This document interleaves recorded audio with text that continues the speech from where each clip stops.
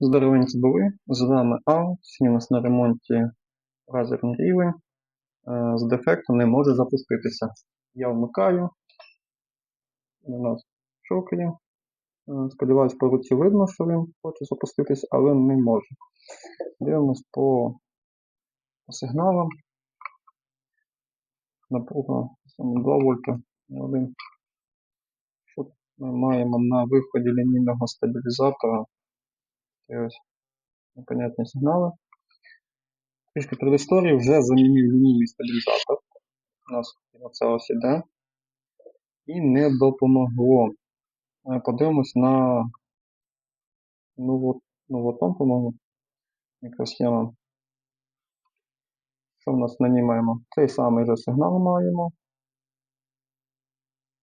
20 мілісекунд. Ось я трошки збільшу. 5 вольт. 50. Буде 100 мілісекунд. Це у нас ті самі на виході маємо.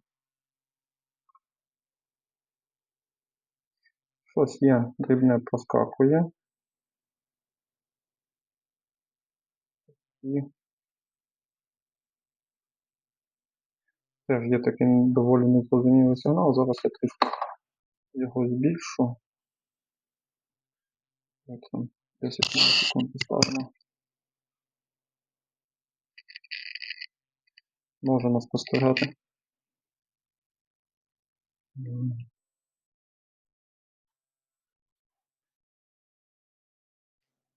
Бачите, як пливе. Так.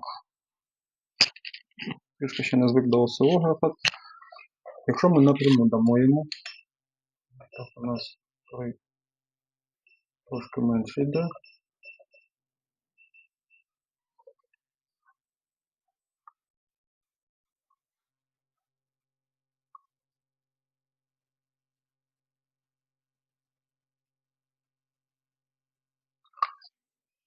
Так, включаємо.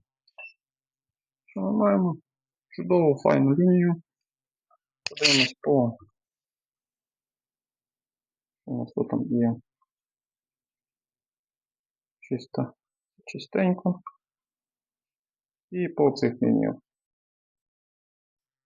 Файненько. Є. Третій. Теж все. Немає нічого лишнього. Як підсумок, мікросхему для що цю ніхто міняти не буде, бо вже буде недоцільним. Я ще, до речі, не слухав, так що не сваріться. Можна поставити DC-DC, понижайку, повишайку, окремо сюди живлення подавати.